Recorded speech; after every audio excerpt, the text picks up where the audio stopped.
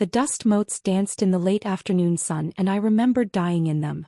One moment I was in a cold, damp cowshed, my body a canvas of bruises, my last breath a silent curse against the man I had called my husband. The next I was here in the modest living room of the Grant household, with the man himself, Leo Grant, kneeling on the rough-hewn wooden floor in front of me.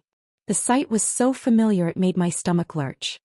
His handsome face was contorted into a mask of practiced sorrow, his eyes glistening with unshed tears. I knew this script. I had lived it once before. "Ilara," he began, his voice a low, pleading tremor that had once made my heart soften. "You have to understand. You and I, we've grown too far apart. We live in different worlds now." I said nothing. I let the silence stretch, watching him, seeing the performative anguish for what it was. In my first life, this silence had been one of stunned, heart-shattered grief. Now it was the calm before the storm of my contempt. He mistook my quiet for the old weakness. "Clarissa Vance," he continued, the name dripping with reverence. "She's the daughter of Chancellor Vance of Northwood University. Our connection, it's intellectual, it's a meeting of minds. She can open doors for me that a simple, uneducated village girl like me cannot," I finished for him, my voice flat, devoid of the emotion he expected. He flinched, startled by my tone. "No, that's not what I meant. Lara, my love for you is real. It will always be real. Don't worry. Once I secure my professorship I will come back for you. I'll bring you to the city. I can't give you marriage, not in name, but I can give you all of my heart. All of my love." I looked at him, this man for whom I had poured out my youth like a libation. I had been top of my class, my own future bright, but I gave it up. I worked in the fish cannery until my hands were raw, I scrubbed floors for the wealthy families in the neighboring town, and yes, I had sold my blood, the very life force in my veins, to pay for his books, his tuition, his room and board. I had cared for his bitter, widowed mother, Martha, when her leg failed her, bathing her, feeding her, enduring her constant criticisms. And my reward? A knife in the back, disguised as a promise of future affection. The memory of the debt collectors, their fists like stones, the taste of blood in my mouth, the final cold darkness of the cowshed, it all surged through me. And after my death I had seen him in a ghostly vision, shedding 2 perfect, meaningless tears before turning to smile for his wedding photos with Clarissa. A laugh, sharp and bitter, escaped my lips. It was a sound of pure, undiluted fury. Leo stared, confused and a little frightened. This was not his script. I was supposed to be weeping, begging, clinging to his legs, promising to wait for him forever. "You find this amusing?" he asked, a sliver of his true arrogance peeking through the facade. "I find you pathetic, Leo," I said, my voice low and steady. "You speak of love while planning your betrayal. You offer me the scraps of your affection from the high table of your new life. Do you truly think so little of me?" His composure cracked. "This is for us, Ilara. For our future.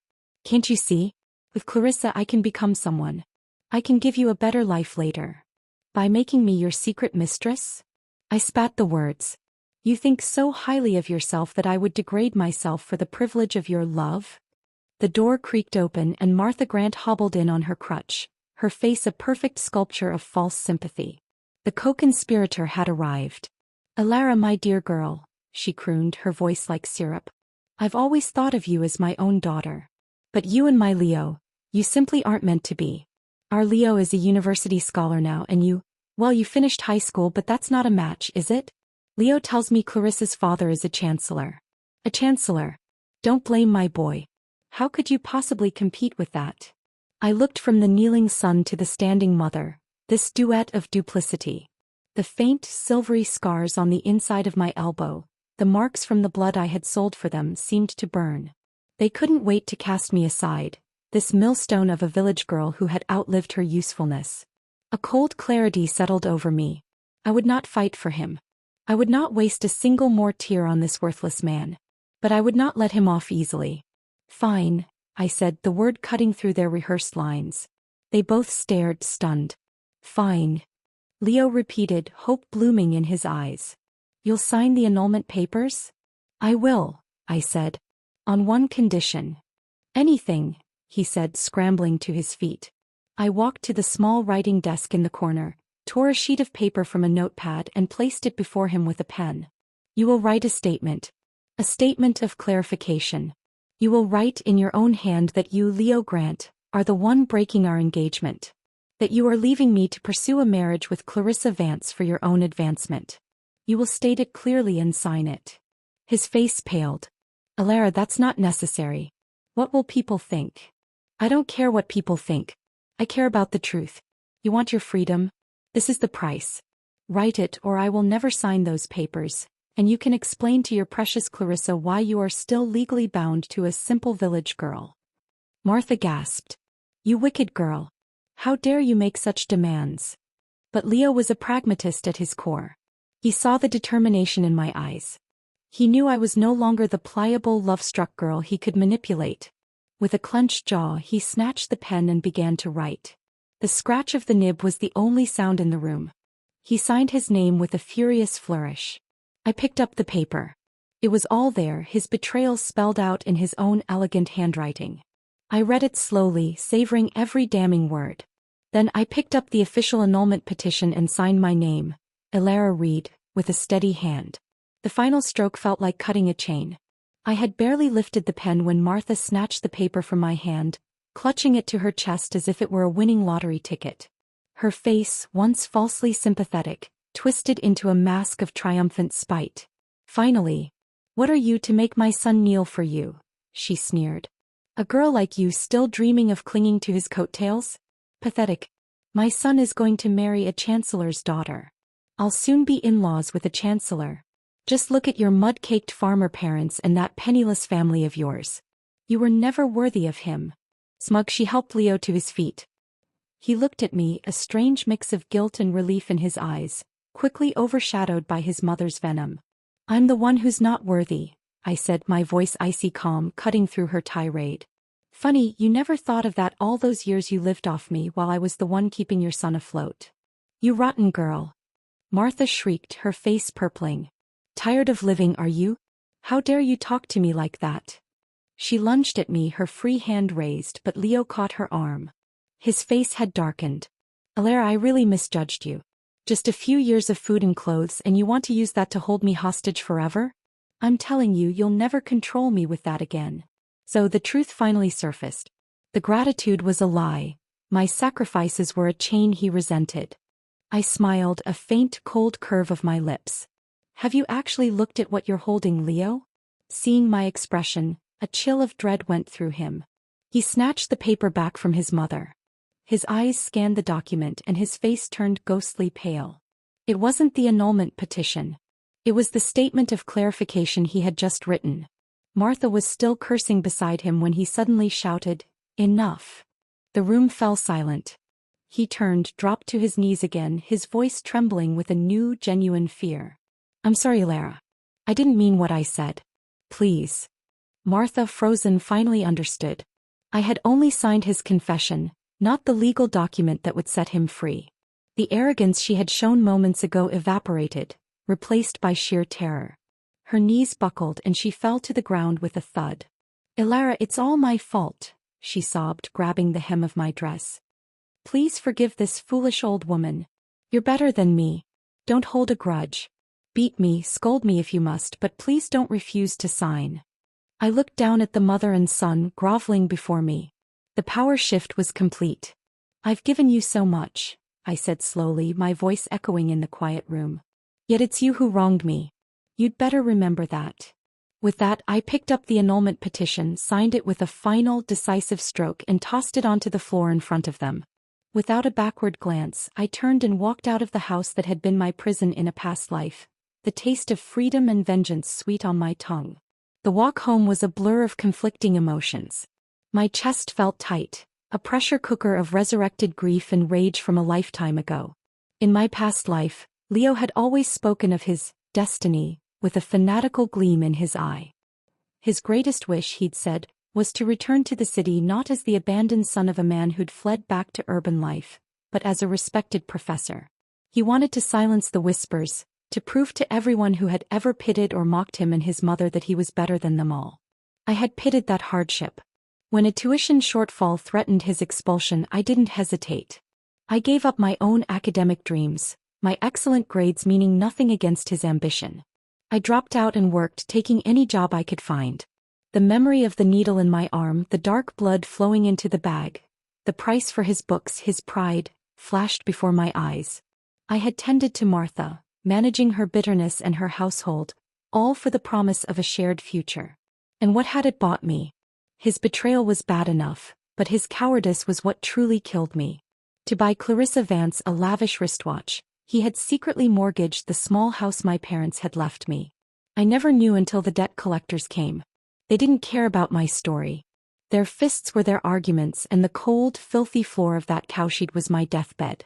It was my own blindness that had made me treasure Leo, never seeing the wolfish ambition hidden beneath his gentle, scholarly appearance. I had loved the illusion, not the man. Pushing open the door to my childhood home, the scent of dried herbs and baking bread washed over me, a balm to my wounded soul. My mother, Althea, was kneading dough at the table, her hands strong and capable. When she looked up and saw my face, her smile vanished. "Alara, what's wrong? Did he do something?" she asked, her voice laced with immediate concern. That simple, unconditional love was my undoing. The dam broke. I threw myself into her arms, and the tears I had held back in front of Leo and Martha finally came, hot and uncontrollable. I sobbed into her shoulder, the weight of 2 lifetimes crushing me. She held me, murmuring soft comforts until my shaking subsided. "Mom," I choked out, pulling away to look at her. "I won't marry him anymore. I'm not going to marry Leo." My mother was stunned for a moment, her eyes searching mine. Then a profound relief washed over her face and she hurriedly nodded, pulling me back into a fierce hug. Good. Don't marry him. My clever girl." In the past she had wept countless times, watching me run myself ragged for Leo and his mother, quietly pleading with me to see reason. Hearing me finally say the words myself was the answer to her silent prayers. I wiped my tears, a new resolve solidifying within me. The past was gone. This was my second chance, and I would not waste it on bitterness alone. I would build a new life. "Mom," I said, my voice firmer now. "Remember the cousin of Junior's fiancé? The one who came to visit last spring? Tell him I agree."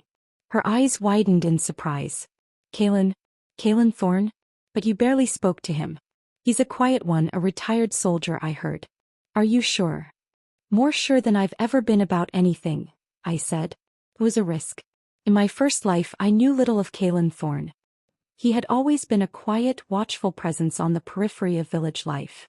But after my death, in those fleeting, ghostly moments before my rebirth, I had a vague, comforting memory of his presence, of a quiet, steadfast kindness offered when no one else was looking.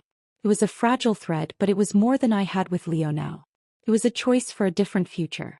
The day arrived for Leo and me to formally submit the annulment papers at the village administration office. On the way I saw a commotion by the river. A man had fallen in and a small crowd was panicking, unsure what to do.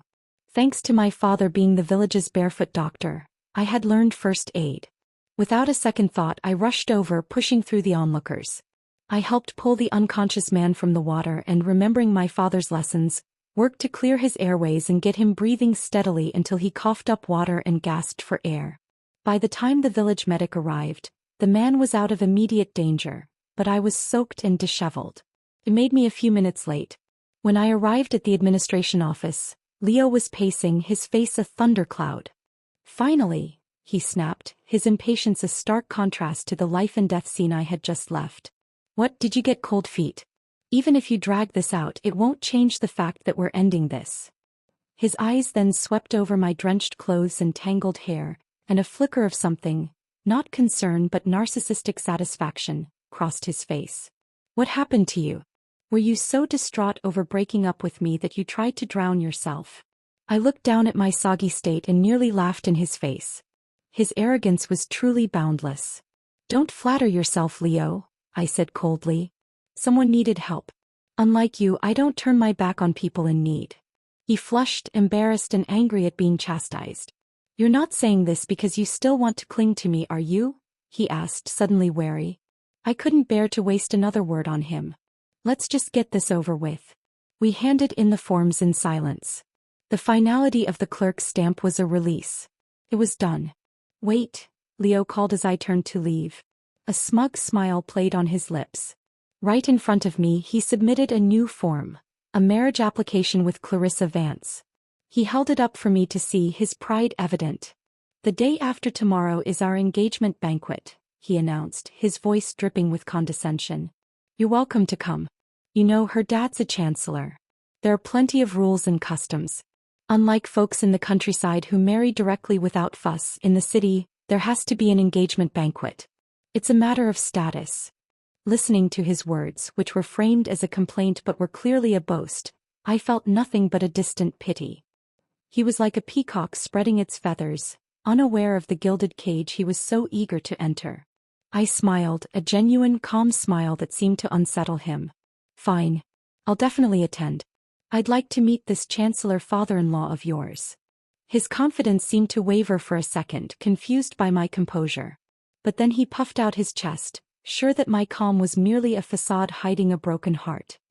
He had no idea that I was attending not as a jilted lover, but as a spectator to the first act of his impending tragedy. Leo and Clarissa's engagement banquet was an exercise in ostentation. It was held in the village square, decked out with more ribbons and lanterns than the New Year's festival. It was even grander than the celebration when Leo had gotten into college, with seemingly half the county invited. The air was thick with the smell of roasting meat and the low hum of envious admiration. Nearly the entire village was there, all sighing over the Grant family's incredible good fortune. Martha Grant was in her element, beaming until her eyes were nearly invisible in the folds of her smiling face, her voice shrill as she shouted greetings and invited everyone to eat and drink their fill. She was playing the part of the gracious future mother-in-law to a high-society daughter, basking in the reflected glory. I stood at the back, observing the spectacle. It was like watching a play I had already seen, knowing the third act ended in ruin. The ceremony began. Leo, looking every inch the proud scholar, stood beside Clarissa, who was dressed in a city-style dress that looked out of place amidst the rustic setting. She took the microphone, her voice high and clear, carrying a subtle note of disdain for her surroundings. "I know my fiancé is an outstanding man," she began, casting a simpering look at Leo. "But since we're about to be married, I hope certain shameless women will know their place and stop clinging to him." A ripple of unease went through the crowd. All eyes as one turned to me. Leo, playing the devoted partner, quickly grabbed the mic. "My heart belongs only to Clarissa," he declared with theatrical passion. "Even if someone threatens me by throwing herself into a river, I will never give in."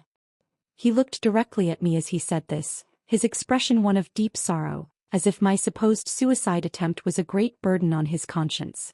From the audience, Martha pounded her chest dramatically. "That's right. The only daughter-in-law our Grant family will ever acknowledge is you, Clarissa. No lowly country girl will ever enter our home." "That's right," Clarissa added, her voice sharp. "I also hope certain people will have enough self-awareness and stop pestering us." Leo continued, his face a mask of pained nobility. "This harassment has caused great distress for me and my fiancé." The whispers grew louder. The narrative was clear. Poor, brilliant Leo was being stalked by his desperate, unhinged ex-fiancé. I could feel the pitying and suspicious glances from the villagers. They all knew Leo and I had been engaged, and his words had all but named me outright. Enough was enough. I would not let them paint me as the villain in their tawdry little drama. I smiled faintly, a sense of calm purpose settling over me. I walked forward through the parted crowd and ascended the small wooden stage. Before Leo could react, I plucked the microphone from his hand. He stared at me, his face a comical mixture of shock and panic. Martha looked as if she might faint on the spot. "First," I said, my voice amplified and steady, "let me congratulate Leo and Clarissa again. They are, without a doubt, a well-matched couple." The crowd quieted, intrigued by my unexpected move. "Second," I continued, "I have a personal announcement I'd like to share with everyone here today." At my words, Leo's face turned a sickly pale. He made a aborted move to grab the mic back, but with hundreds of eyes on him, he was trapped by the decorum he so valued. I let the silence hang for a moment, enjoying the sheer terror in their eyes. Then I continued. "The reason I'm so happy for the happy couple is that it has freed me to pursue my own happiness. I too am getting married." A collective gasp went through the square. Leo's jaw dropped. Gathering my courage, I looked down into the crowd, my eyes searching until I found him. Kalen Thorne was standing near the edge, his tall, solid frame quiet and still amidst the chaos. Our eyes met. "Kalen Thorne," I said, my voice clear and sure, my heart hammering against my ribs. "Will you marry me?" For a moment the entire world seemed to freeze. Kalen stood frozen in shock, his usually impassive face a canvas of stunned disbelief. My cheeks burned, but I held his gaze. Then, as if waking from a dream, a slow, wondrous smile spread across his face. It transformed him, lighting up his serious eyes with a joy so raw it took my breath away. "Yes," he cried out, his voice strong and resonant, cutting through the silence. He strode towards the stage. "Yes, Alara, I will.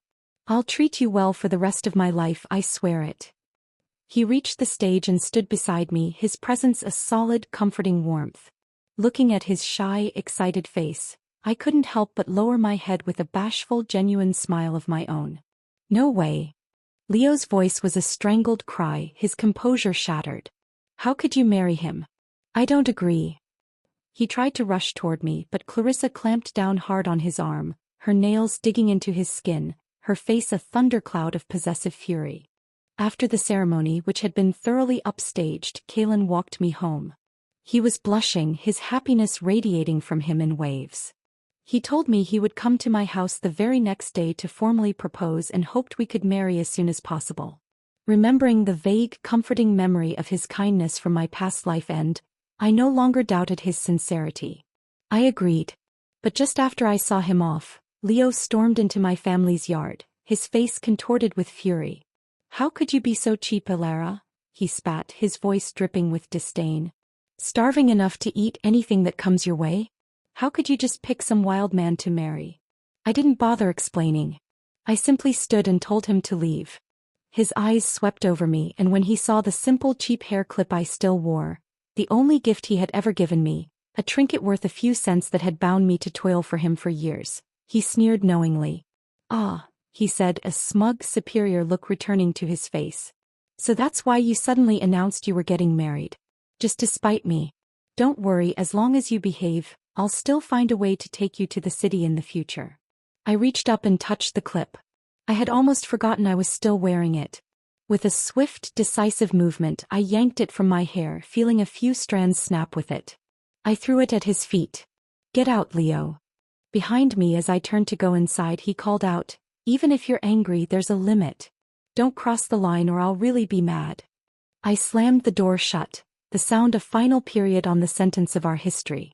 His voice, his presence, his pathetic threats, they were already fading into the echoes of a bad dream. Outside, a new future, quiet and steady, was waiting for me.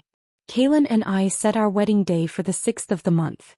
By a twist of fate, or perhaps Leo's frantic insistence, his wedding to Clarissa was scheduled for the very same day. The village chief, in an attempt to manage the spectacle, arranged a collective ceremony for both couples, presiding over it himself. The contrast between the two grooms was stark. Leo had spared no expense for his city bride. The three big items, a bicycle, a wristwatch, and a sewing machine, were all of the highest quality, polished to a brilliant shine.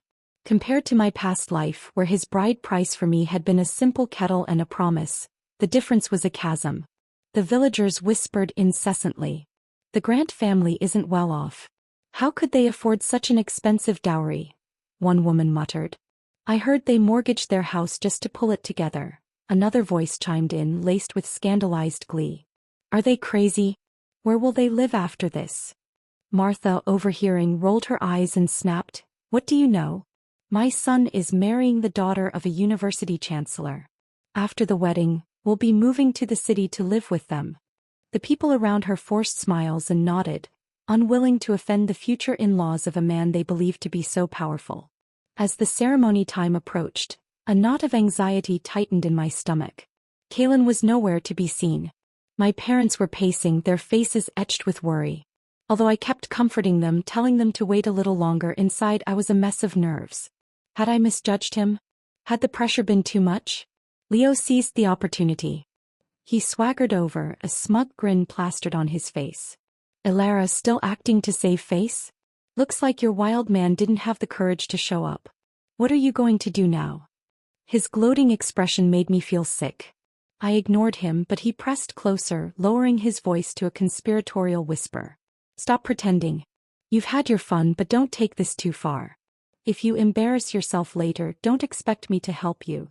His eyes raked over my simple wedding dress. You look beautiful today, Alara. Too bad this isn't ancient times. Or I could marry Clarissa as my main wife and take you as a concubine. His words were so vile, so utterly repulsive that I felt a wave of nausea. I was about to unleash my fury when a commotion at the entrance interrupted me. They're here. Leo's eyes lit up and he rushed over, expecting Clarissa. But it was Kalen who strode into the hall, his expression calm but his eyes searching for me. And he wasn't alone. Beside him was a middle-aged man in a well-tailored city-style suit, a man who carried an air of quiet authority. Clarissa entered then, holding the arm of another older man. Leo hurried up to them, his face a picture of obsequious delight. "Dad," he said to the older man, his voice oozing affection. "It's such an honor for our village to welcome you here." I frowned. At their engagement banquet, Clarissa's father had claimed he was too busy to attend. His presence today was unexpected. Leo fussed over the man, wiping down a chair and helping him sit before proudly grabbing the microphone. "Fellow villagers," he announced, his chest puffed out. "Please welcome my father-in-law, the Chancellor of Northwood University, who has come to attend my wedding. As the saying goes, a son-in-law is like half a son. From today onward we're all one family." The crowd erupted into applause, marveling at the Grant's good fortune. But the applause was suddenly cut off by a deep, resonant voice. The middle-aged man who had entered with Kalen stepped forward. "I only came today to drink at my son and daughter-in-law's wedding," he said, his tone mild but carrying immense weight. "Since when did I gain another son-in-law?" I turned to look at him. He seemed familiar, but I couldn't place him. Leo cut in disdainfully. "And who are you supposed to be? I didn't invite you. Did you sneak in for a free meal?" He waved his hand as if to call someone to throw the man out. But Kalen was already walking towards us. Looking straight at the man, he called out, "Dad." The entire hall fell silent. Leo sneered, recovering first. "So, you finally showed up. If you hadn't said anything, I would have thought this freeloader came just to scrape food." He was trying to regain control, to paint Kalen's father as an opportunist. I quickly went to meet Kalen. "I was worried," I whispered. He smiled, a reassuring light in his eyes. "I went to the city to buy the largest television set I could find for our new home. That's why I was late. Sorry to have worried you." He waved his hand and a procession of men began carrying in gifts. The dowry was brought in one item after another. Beyond the 3 traditional essentials, there was a refrigerator, the large television, a washing machine and more. The sheer scale and value of it all left everyone wide-eyed. In an instant, Kalen's gifts completely overshadowed Leo's. Leo's face darkened with humiliation. He raised his voice, pointing a shaking finger at Kalen. "Alara, think carefully. Where did he get the money for all this? He must have stolen it. Or robbed someone. If you marry him out of spite and he ends up in prison with a criminal record, 3 generations of your family will hang their heads in shame. Is this the quality of a Northwood University student?" Kalen's father asked coldly, his gaze fixed on Leo. Leo snorted, his arrogance making him reckless. "Huh. And what makes you qualified to judge me? Who even are you?" At that moment, another group of well-dressed men hurried in. "Sorry we're late," one of them said. Leo's eyes lit up again. "Director Lovell. You came to my wedding too." He rushed up eagerly, but the man leading the group, Director Lovell, didn't even look at him. His eyes were fixed on Kalen's father. "We're here for Chancellor Thorne's child's wedding," Director Lovell said. Leo's face glowed with excitement. "That's right. He's my father-in-law. Please come inside." He gestured grandly towards the older man sitting with Clarissa.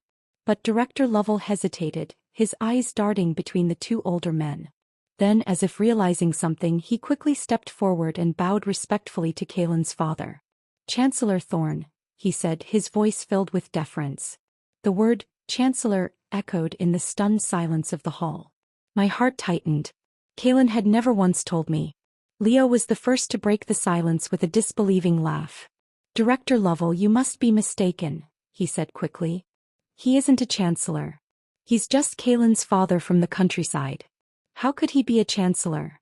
Director Lovell's expression darkened. Are you questioning me? Leo instantly backpedaled, stammering.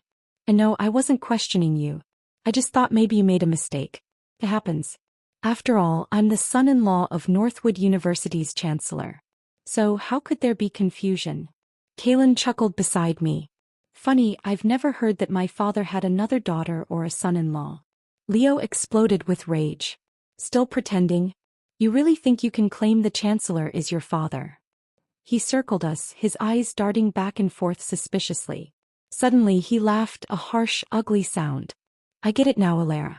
You're bold, I'll give you that. Just to fight me for face, you not only agreed to marry Kalen, you even had his father pretend to be the chancellor of Northwood University. All this trouble just to get back at me. Was it worth it? Hearing his lofty, pitying tone, I was so furious I could barely speak. Leo, don't flatter yourself. Kalen and I truly want to marry. Stop making everything about you. We don't have the time to hire someone to pretend to be anybody. Do you even believe the nonsense you're saying? Leo shot back. If you love me so much, then why did you marry someone else the moment I got engaged? So you're saying this man is really the chancellor? If he's the chancellor, then I'm the mayor. He threw his head back and laughed, a picture of arrogant disbelief. Kalen took 2 steps forward, his fists clenched, but his father raised a hand to stop him. Young man, Mr. Thorne said, his voice calm but carrying an undeniable authority that silenced the entire hall. Don't speak so carelessly. I am indeed David Thorne, the Chancellor of Northwood University. The truth, spoken so simply and directly, was like a thunderclap. The silence in the wedding hall was absolute, broken only by the distant call of a crow. Leo's arrogant laughter died in his throat, replaced by a strangled gurgle. His face cycled through a series of emotions: disbelief, denial, and finally a dawning, gut-wrenching horror. David Thorne's declaration hung in the air, undeniable. The respect in Director Lovell's bow had been too genuine, the authority in the Chancellor's voice too innate to be faked. But, Leo stammered, his eyes darting wildly from David Thorne to the older man sitting beside a now pale Clarissa. He's my father-in-law. Chancellor Vance. All eyes turned to the man Leo had been fawning over.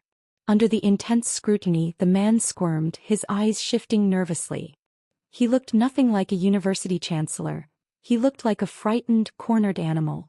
I stepped forward, my heart pounding not with nerves, but with a fierce sense of justice. Who are you? I asked the man directly, my voice clear and sharp. I'm Clarissa's father. I'm a university chancellor, he mumbled, repeating the line like a poorly memorized script. What's your name? I pressed, my gaze unwavering. Or rather, what is the name of the chancellor of Northwood University? The man stammered, sweat beading on his forehead. I am Clarissa's father. I'm the chancellor of a university, he said again, unable to deviate from his lines. I looked at him, then at the horrified crowd. Do you realize that impersonating someone else is a crime? I said sternly. You can be arrested and jailed for this. That was the final blow. The man's composure shattered completely. He dropped to his knees, his hands clasped in supplication. I didn't know. I didn't mean any harm. They just told me to pretend to be her father. They gave me 50 yuan. No one said I'd go to jail for it. Please don't arrest me.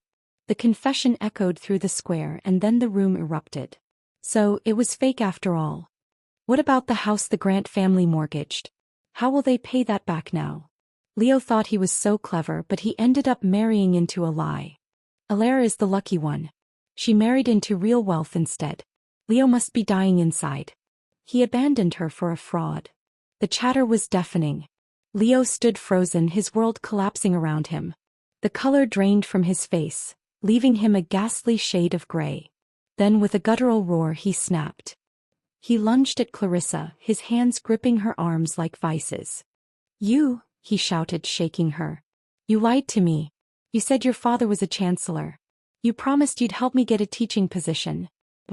Why did you lie to me? This is fraud. This is marriage fraud. Clarissa, initially shocked, quickly recovered her venom. She wrenched herself out of his grip, her face contorted with a fury to match his own. I haven't even confronted you yet, she shrieked. Didn't you promise me the 3 big items for the dowry? Didn't you say you'd give my family an extra 500 yuan and buy us a house in the city? Turns out you mortgaged your own hovel just to scrape together the dowry. You're the fraud. You just wait. I'll sue you for fraud and hold you accountable. Part 5. The Unraveling. Leo's collapse was not dramatic, but a slow, silent folding in on himself, as if his bones had turned to dust. He sat on the ground, the finely tailored suit he'd been so proud of now looking like a ridiculous costume. It's over, he muttered, his eyes vacant, staring at nothing. Everything's over. I watched, the anger in my chest cooling into a hard, clear crystal of understanding. Neither of them was innocent. Leo, the social climber, had been outschemed by Clarissa, the gold digger. He thought he was marrying into power. She thought she was marrying into wealth.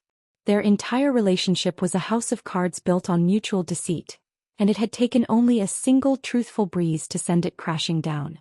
If either of them had bothered with simple honesty, if greed and ambition hadn't clouded their minds, they wouldn't be the laughingstock of the entire county. A piercing shriek cut through the noise. Martha, her face purple with rage, had finally processed the humiliation. The grand future she'd boasted of had evaporated, leaving only a mountain of debt and a fraudulent daughter-in-law.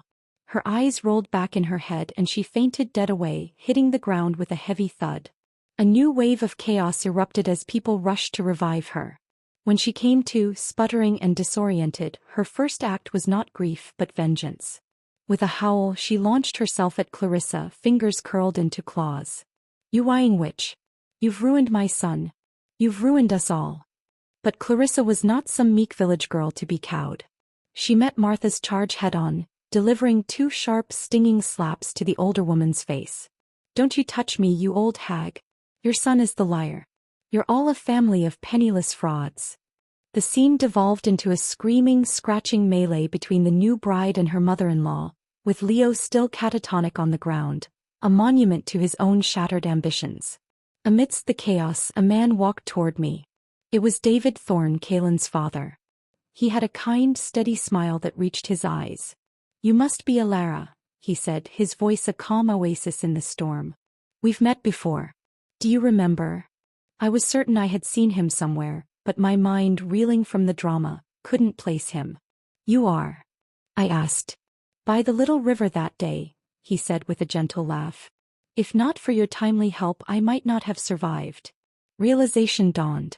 The day I was late to submit the annulment papers, the man I had pulled from the water and resuscitated was him. The world seemed to tilt on its axis. The simple act of stopping to help a stranger had set in motion a chain of events that led me directly to his son. My name is David Thorne, he continued. I'm Kaylin's father. We don't share the same last name because Kaylin took his mother's surname when he was a child. The final piece of the puzzle clicked into place. Kaylin had never hidden his background. He'd simply never defined it by his father's title. He was his own man.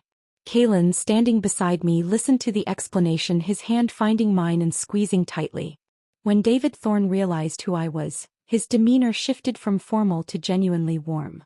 When Kaylin first told me he wanted to marry, he was unusually insistent. I had my doubts, but now I see why. As a father, I hope the two of you can support each other and grow old together. Kaylin and I exchanged a glance, a silent conversation passing between us. One of relief, understanding, and a budding shared joy. Thank you, Dad, we said in unison, and then, embarrassed, we both lowered our heads and smiled. Though chaos had broken out at the wedding, Kaylin and I still managed to complete our ceremony. It was quiet, simple, and real, witnessed by our families and the few friends who mattered. That night, in a small apartment he had rented in the nearby town, I spent my first sweet night as his wife. It was a world away from the cold betrayal of my past life. A world of gentle touches, quiet promises, and a safety I had never known. The next morning, I dragged my pleasantly sore body out of bed to find Kaylin already in the small kitchen, breakfast prepared. When he gently asked if I was uncomfortable, I could only shyly shake my head, my cheeks heating. Still, the events of the previous day were a lot to process. I had always known Kaylin was a retired soldier, a man of quiet strength and few words. Now his father was a university chancellor. Over breakfast he noticed my quiet contemplation. My mother passed away when I was very young, he explained, his voice soft. Because my father was so busy with work, my grandparents in the countryside raised me. When I grew up, my father respected my choice to enlist. Alara, I'm sorry I never told you this before. I didn't think the title was worth mentioning. But I promise from now on, I'll tell you everything in advance. Hearing his sincere apology, my last vestige of uncertainty melted away. I smiled and forgave him. I didn't marry you for your family, Kaylin. I married you for you. If I had chosen a husband for external prestige, I would have ended up like Leo and Clarissa, destroyed by greed and vanity. Speaking of Leo, the fallout from the wedding had made him infamous. In the days that followed, the village gossip was solely about him and his fraudulent marriage. From the sound of it, life wasn't going well. I didn't bother to pry. I was content, living peacefully with Kaylin, helping my parents and starting to think about my own future, which no longer revolved around a man's ambitions. But one day about a week later, Leo found me. I was walking back from the market when he stepped out from behind a tree, making me jump. Just a few days apart, and he looked wrecked. His clothes were rumpled, his eyes were shadowed with deep circles, and he had lost the polished, superior air that had always defined him. Alara, he said, his voice raspy. Are you doing well now? He stared at me with a false tenderness that made my skin crawl. Before I could tell him to get lost, he rambled on. These past few days have been hell for me, like living in purgatory. He blocked my path as I tried to walk away. I know I hurt you deeply before. I was wrong. Please forgive me, won't you? He stepped closer and I recoiled. I don't care about any of that anymore, I said coldly. I have a new life now. The past is dead to me. Alara, I finally figured it out, he sighed, the picture of regret. I let myself be blinded by wealth and status, and that's why we were torn apart. But I've realized my mistake. I can't let this continue. From today on, I'll make things right and put everything back on track. His voice took on a feverish, unnaturally bright quality. Alara, I know you married Kaylin, but if you divorce him now and marry me, we can still be together. Of course, there won't be a bride price and we don't need a wedding. After all, it would be a second marriage, so no need for extravagance. I was stunned into silence by the sheer, unadulterated thickness of his skin. Don't worry, he continued, misinterpreting my silence. As soon as we're married, your family can buy the wedding house, just like before. I'll talk to my mom, and when the time comes, don't be so stubborn. Just bow your head and admit you were wrong and she'll forgive you. Stop, I finally cut him off, my voice trembling with rage. Enough. What's wrong, Alara? He leaned in, oblivious. Don't be afraid. As long as you treat me and my mother wholeheartedly, I won't mind that you're a divorced woman. Wholeheartedly. The word echoed in my mind. He wanted me to work myself to the bone again, to sell my blood again, to let them keep draining me until there was nothing left. Give up on this, Leo, I said, forcing my anger under control. I'm married to Kaylin now. I will never leave him. He blinked, unable to process my rejection. My mom already checked the calendar. The 8th of next month is a perfect day for us to register our marriage again. He wasn't listening. He was living in a complete fantasy. Leo, I said, no. I am not leaving my husband. His eyes went wide, disbelief plastered across his face. It took him a long moment to understand that I meant it, and then his expression twisted into fury. You refuse? You love me so much. How could you refuse? He paced back and forth like a caged animal. Then his face hardened with a vicious understanding. I get it. It's because his father is a chancellor, isn't it? You're such a shallow woman, chasing wealth and status. You despise me just because I don't have a good father. Don't underestimate a poor young man. How do you know I won't surpass him one day? Looking at the crazed man before me, I knew words were useless. But I had one last thing to say. Leo Grant, I said, my voice dropping to a deadly calm. Ask yourself honestly. Have I ever once wronged you in this life or the last? His face drained of all color. Panic flickered in his eyes. What are you saying? He whispered. Could it be, you too? Who was it that chased wealth and power from the very start? I cut him coldly. And you have the face to pin it on me? From beginning to end, I never even knew Kaylin's family background. But you, twice now, you abandoned me for Clarissa because you thought she was a chancellor's daughter. The moment you heard that title, you kicked me aside like garbage. And the second you realized she wasn't, you came crawling back. In my last life, because of you, I lost my very life. I was the fool then. If I truly cared about who your father was, I never would have worked myself into the ground for you. Never would have sold my blood. Never would have died for you. If you have even a shred of conscience left, don't come near me again. I threw the words at him, each one a stone, and turned to leave. I had barely taken 2 steps when a heart-wrenching cry tore from behind me. Elara, I'm sorry. But I didn't pause. My stride never faltered. The ghost of Leo Grant was finally, truly laid to rest. When I got home, I told Kalen everything that had happened. I wanted no secrets between us. After listening, he frowned deeply. From now on, he said, his voice firm, if you ever run into him alone, you run as far as you can. A man so desperate to climb higher, beaten down by fraud and humiliation. Who knows what extreme things he might do? Seeing how tense he was, I couldn't help but laugh softly and agree. All right. He insisted. Starting tomorrow, I'll take you to and from work every day. I won't feel at ease otherwise. I nodded, deeply touched by his protectiveness. It was a far cry from being used and discarded. It was the shelter I had always craved. For a while, Leo didn't appear again. We slowly let our guard down, settling into the gentle rhythm of our new life. Kalen's small apartment became a home filled with laughter and quiet companionship. With his encouragement, I started looking at textbooks again, the dream of my own education so long buried beginning to stir.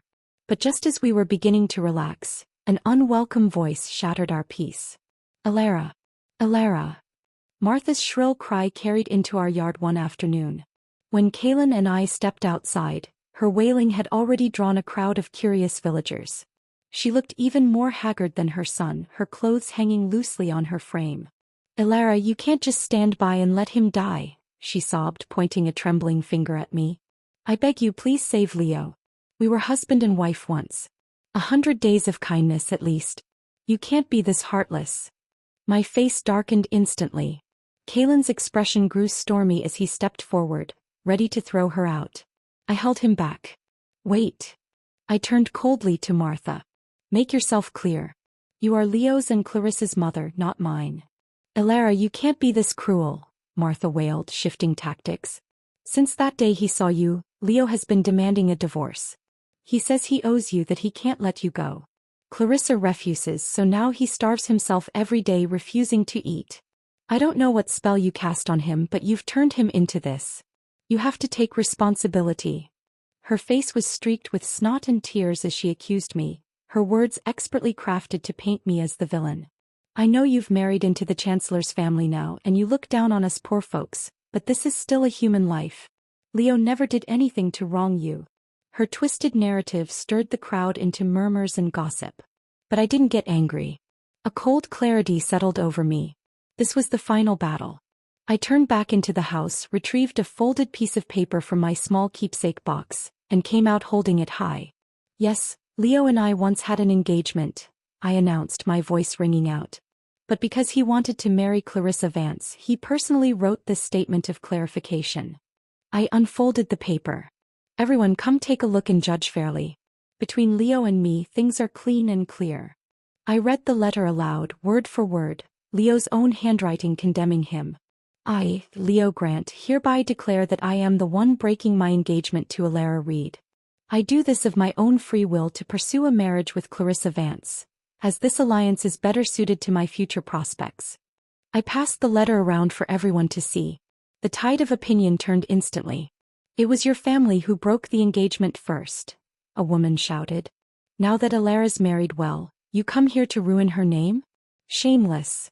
After all you put her through, you have the audacity to show your face? Martha hadn't expected me to keep the letter, much less dare to bring it out. She had always seen me as meek and submissive, someone who could be crushed with a bit of slander. But not only had she failed to ruin my reputation, she had dragged her own son's name through the mud once more. Her face went pale, then flushed with humiliation. Under the condemning stares and hissed criticisms of her neighbors, she had no defense. With a final, defeated whimper, she grabbed her crutch and slunk away, a broken figure disappearing down the dusty path. Kalen and I didn't stay in the village much longer. With his savings from his years of service, he bought us a small, sunny apartment in the city. Once the paperwork was finished, we moved in. It was a fresh start, far from the toxic gossip and the ghosts of the past. With his steadfast encouragement, I quit my menial job, picked up my books in earnest, and dedicated myself to preparing for the university entrance exams. The days were long and filled with difficult study, but for the first time the effort was for me, for my own future. Weeks turned into months. The day the thick envelope arrived, bearing the seal of a reputable university, my hands trembled so badly I could barely open it. When I saw the word accepted, I collapsed into Kaylin's arms, sobbing. Years of bitterness, pain, and deferred dreams finally spilled out in a torrent of relieved tears.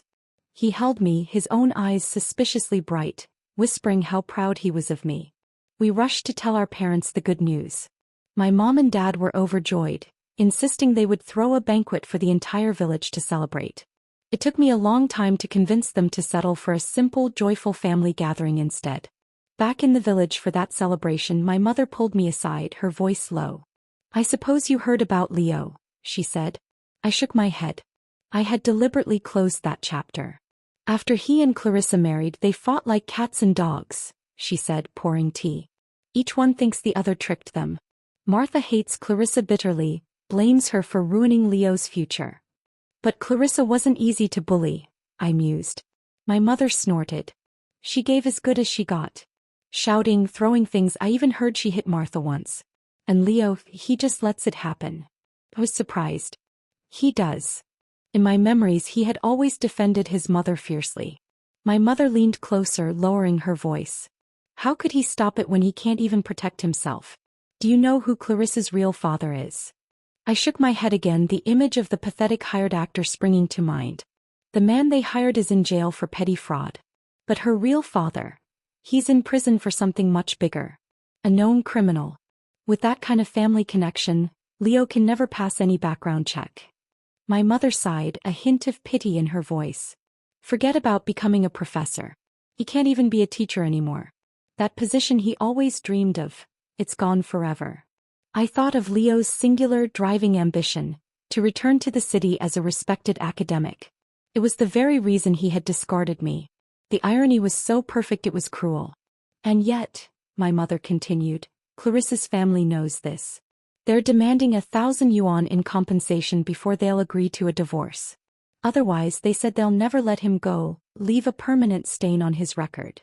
"That's far too cruel," I muttered, a chill running down my spine.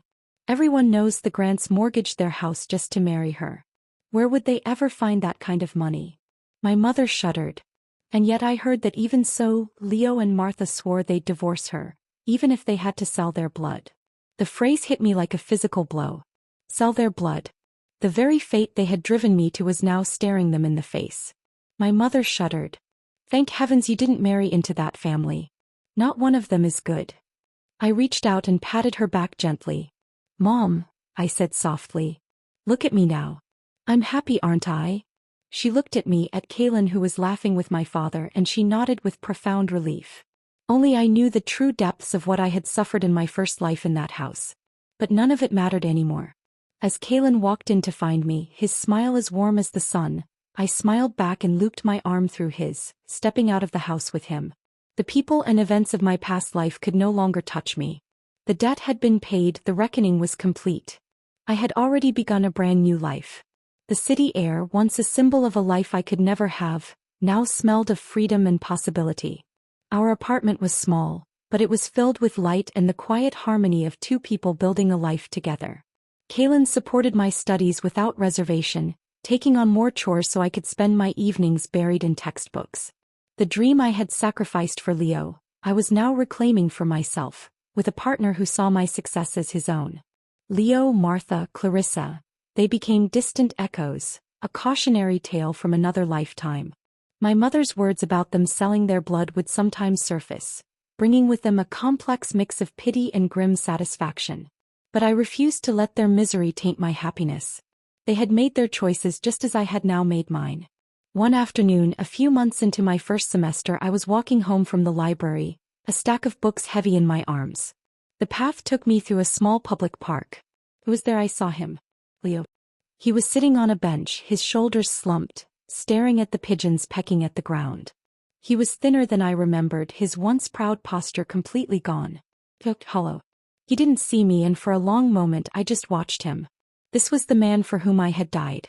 This broken, defeated shell. There was no anger left in my heart, no hatred. Just a vast, quiet emptiness where all that pain had once been. He was no longer my tormentor. He was just a man who had made terrible, selfish choices and was now living with the consequences. The grand destiny he had craved had been a mirage, and in chasing it he had lost everything real he ever had. I turned and took a different path home. There was nothing left to say. The final thread, the one that had somehow still connected me to that old life, simply snapped. I felt lighter. When I got home, Kalen had dinner ready. He took my heavy bag of books and kissed my forehead. "Tough day?" he asked, his eyes missing nothing. I shook my head, a genuine smile spreading across my face. "No," I said, and I meant it. It was a very good day. That night I told him about seeing Leo. I didn't want any secrets. Kalen listened, his expression thoughtful. "Do you feel sorry for him?" he asked, not with jealousy, but with a simple desire to understand. I thought about it. "I feel nothing," I admitted. "And that's the greatest freedom I can imagine. He's a stranger to me now. His life, his pain, it's not my burden to carry. My only responsibility is to this life, to us." Kalen reached across the table and took my hand, his grip warm and sure. "Good." The years that followed were not without their challenges, but they were our challenges. I graduated with honors, not for anyone else, but for the girl I had been, the one who had once dreamed of learning. I found work I loved, and Kalen built a small, successful business based on his integrity and hard work. We were a team. We eventually bought a house with a small garden.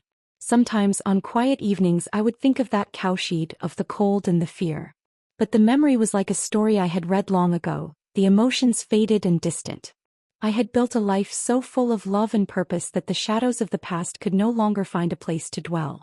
The debt of my second chance had been paid not through vengeance, but through a life lived well, a life lived wholly for myself and for the man who loved me for who I was, not for what I could do for him. The past was a ghost and I was finally, completely alive. The end.